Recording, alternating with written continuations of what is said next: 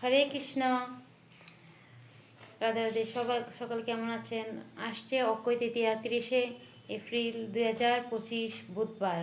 তৃতীয়া হলো ত্রেতা যুগের শুরু বা বার্ষিকী। এই দিন আবার চন্দন যাত্রা আরম্ভ। প্রায় 21 দিন ব্যাপী ভগবানের শ্রীঅঙ্গে চন্দন লেপন করতে হয়। এখন অক্ষয় তৃতীয়ার মাহাত্ম্য। অক্ষয় তৃতীয়ার মাহাত্ম্য। জগন্নাথ পুরীতে রথ তৈরির কাজ শুরু হয় এই অক্ষয় তৃতীয়ার দিন থেকে। চন্দন যাত্রা আরম্ভ হয় এই অক্ষয় তৃতীয়ার দিন থেকে। 21 দিন ব্যাপী ভগবানের শ্রী অঙ্গে চন্দন লেপন করতে হয় এই অক্ষয় তৃতীয়ার দিন থেকে। চন্দন যাত্রা আরম্ভ হয় এই অক্ষয় তৃতীয়ার দিন থেকে। 21 দিন ব্যাপী ভগবানের শ্রী অঙ্গে চন্দন লেপন করতে হয় এই অক্ষয় তৃতীয়ার দিন থেকে। এই দিনটি শুরু হয়। বৃন্দাবনে বাঁকে বিহারীজির চরণ দর্শন হয় এই অক্ষয় তৃতীয়ার। সূর্যদেবের কাছে দ্রৌপদীর অক্ষয় পাত্র লাভ হয়।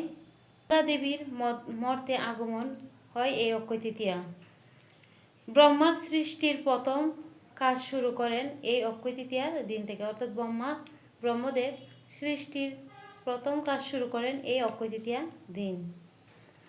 ভগবানের পরশুরামের আবির্ভাব শুরু হয় এই অক্ষয় তৃতীয়ার দিন থেকে।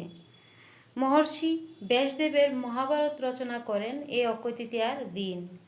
দেবী অন্নপূর্ণার আবির্ভাব হয় এই অক্ষয় তৃতীয়ার দিন। দ্বারকায় কৃষ্ণ সুদামার মিলন হয় অক্ষয় তৃতীয়ার দিন। বদ্রীনাথ গঙ্গোত্রী মন্দির তীর্থযাত্রীদের জন্য খোলা হয় এই অক্ষয় তৃতীয়ার দিন। ঝাঁসিতে ছিল প্রভুপাদের প্রথম সংস্থা দ্য লেগো অফ ডেভোটে প্রতিষ্ঠিত হয় এই অক্ষয় তৃতীয়ার দিন। পবিত্র জবের উৎপত্তি হয় এই অক্ষয় তৃতীয়ার দিন। কুবেরের ধনপ্রাপ্তি ও পদলাভ হয় এই অক্ষয় তৃতীয়ার দিন।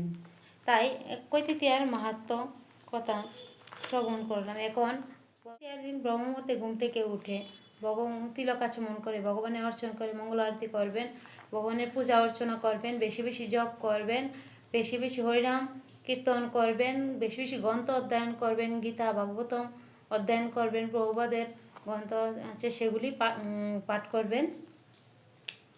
আপনারা সবাই শ্রদ্ধা ও ভক্তি সহকারে এই অক্ষয় তৃতীয়ার দিনটি উদযাপন করুন। হরে কৃষ্ণ। রাধে রাধে।